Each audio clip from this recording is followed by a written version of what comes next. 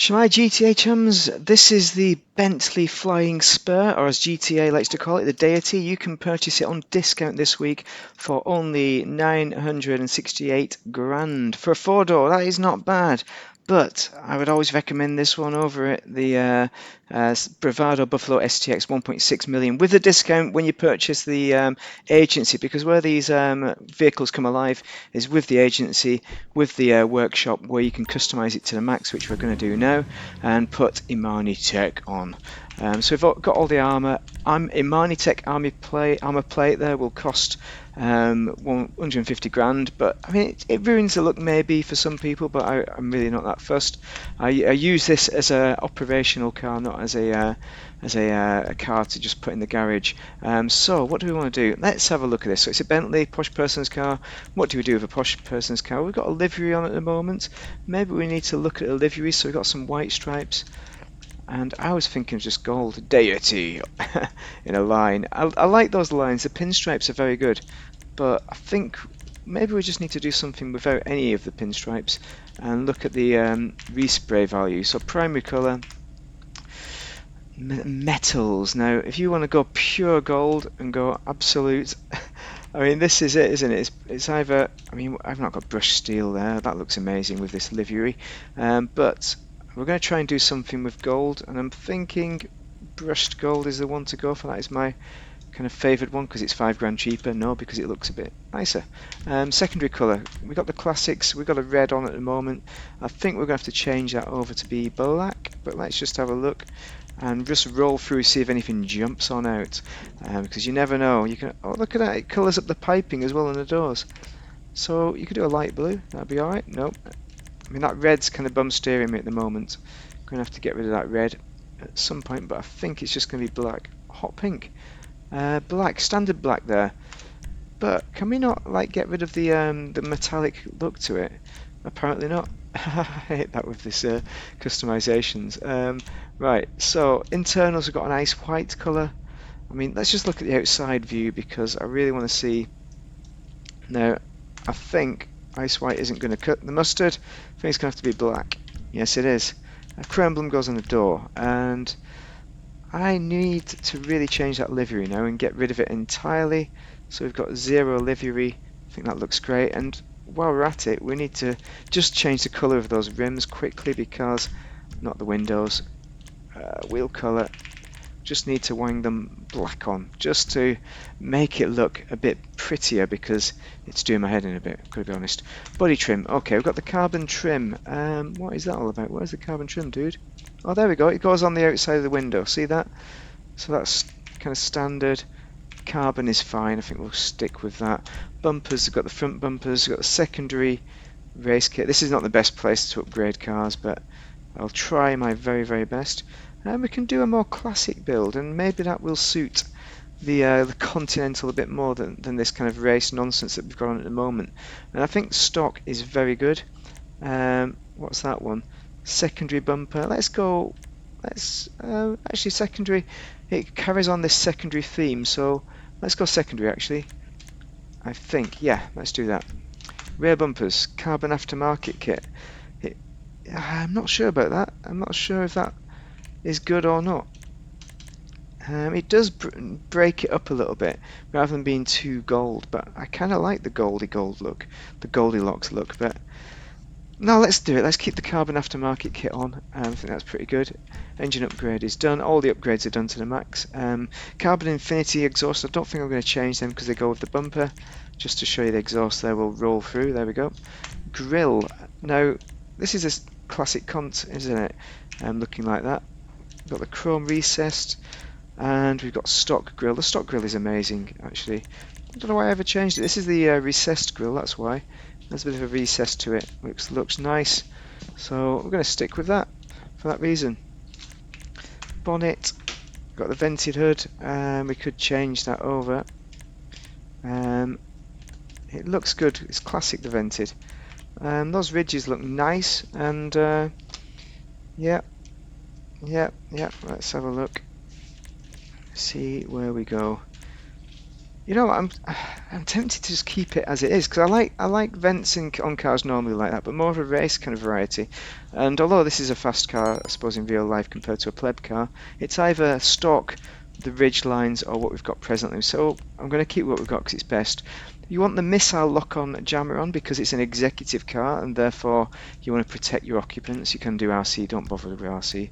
Waste of time on this car. Livery we've got rid of. The plate. So we've got the COP26. Do we want something a bit more menacing maybe? BWFC, that is quite menacing. I think people who support that club will be rocking pretty awesome cars. Machine guns are what we've got there. You want to get rid of them, you get the lights instead. But I'm going to stick with them because they're on now, so I'm just going to leave them. Proximity mine 135 grand, that's useful for running away, as you will do a lot of times. What else do we want to do? Respray, we've done that. What am I looking at again? Sorry, I've just been put off by jazz going on. Okay, that roof. I do like the carbon look. Stock look roof is good as well. We've kind of gone for the carbon look on the bumpers, so for that reason I'm going to keep the carbon roof, I think. You could just go gold as well. I think that looks pretty, but I don't want to over gold it, to be honest. And secondary, alright, secondary lip skirts. What is that all about? Let's have a look. Okay, that's just giving it a bit of a secondary look. We could go carbon actually to make it a bit better, or street skirts, that kind of. But I feel like the secondary, we've got the secondary in that bumper there. Maybe we should have put a carbon in that bumper, but I'm going to leave it as it is because it's easier, and I'm not sure I'm going to notice the difference, to be honest. But obviously you guys can pick the ideal. Spoiler, the flat ducktail, it gives us a traction bonus, I think. Yep. So lip spoiler is what we've got there. And I think that's probably the best. Some kind of ducktail. I don't think this suits it at all. Any of these wings are just not really what you want. But I want that traction bonus, so I'm going to leave that on. Suspension, lower it to the max for performance. And there it goes, raise. Transmission is done. Wheels, I'll just show you what these are. I think these are street. No, they're not. Track. Hidden 6, and these are good rims. I'm going to leave them on because there are some very good rims. Actually, we could change them over, but I'm going to leave them because they're pretty decent anyway. And tyres, we could put tyre design fuckaroo, but it doesn't suit it. So we're not going to. Tyre smoke is green. We'll just change it to black to be classic. And that's it. Windows, you want to limo them out because it's a look at the internals. They're not brilliant, is it? Let's take it for a drive and see what else we've got. Before I go on to performance, I should give you some comparisons. So next to it is a Paragon R, which you can win doing the casino missions, which can be quite tricky. So it's in theory free. And it's all-wheel drive, great acceleration, and pretty good speed as well, pace. Brilliant, absolutely brilliant in the snow, this thing. So with regards to Bentleys, if you just want a Bentley for your collection, I'd say this is the one to get and not the Deity, because I just prefer the look of it and I prefer the performance of it. So for that reason, that's the better car, but it is not Imani-Tech. If you just want a pure Imani-Tech car, this is the one to get, the Buffalo SGX 4-door, and it's top of muscle car races, so performance-wise, even if you don't race, you never know, you might end up accidentally racing in a muscle car race. You have this, you're going to win it every time. And you can put the Imani-Tech on it. So this is 1.6 million, yes, as I showed at the start of the video, with the discount once you've purchased the agency, because you need the agency to make the most of these vehicles, really, because you want to put the Imani-Tech on them to survive in session. And this is the choice with that respect. So let's go on to performance and talk about that. There's no denying the Bentley Flying Spur is a great looking car, but how does it perform? Well, I'm doing this part of the video again because I couldn't stop moaning about it. Now, one of the problems I have with the Flying Spur is the performance. It's not fast at the acceleration. I mean, the top speed isn't that bad for a 4-door, but it just takes a little bit of a while to get there. And cornering, there's a bit of understeer. Now, I had problems in the rain. I mean, the grip doesn't help in the rain, but I just felt like it doesn't quite corner nice. It feels very heavy and wieldy. It's a rear-wheel drive as well. So like I mentioned, the Paragon R is all-wheel drive, a delight to drive. It's the Bentley Continental, it's armoured, and yet it accelerates massively. I don't know why they couldn't have done something a little bit similar with this, maybe a little bit slower than the Paragon in a rear-wheel drive format, but I think it just needed to be a bit faster than this. And I can even accept the cornering if it wasn't for the acceleration, that's also pretty dire. But what about the weaponization? Well, first off, you do get the bullet resistant windows, which you have on all the Mark 1 Imani-Techs, and you have the gun. So just show you the gun, it's like a pop gun. The actual spread is pretty wide, so if you're chasing a car, to get both on target is pretty tricky. And obviously you're not going to shoot anyone out of it as well, because it's too low down, which is why I do not recommend it as a remote control unit version of the car. So you don't remote control it, it's ridiculous.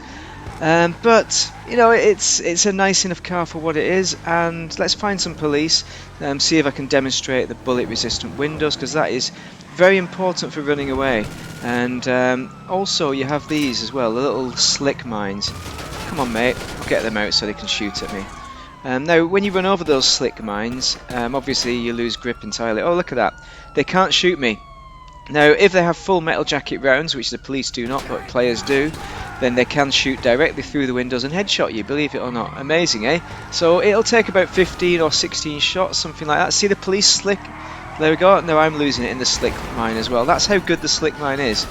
If you plant it strategically, these slick mines, when you're running away from someone, which you often do with modders and all sorts of business, just plop it on a corner as you're going around. Maybe that wasn't the best one I just did, but it got a few of the police there, and they cannot keep up with me because of it.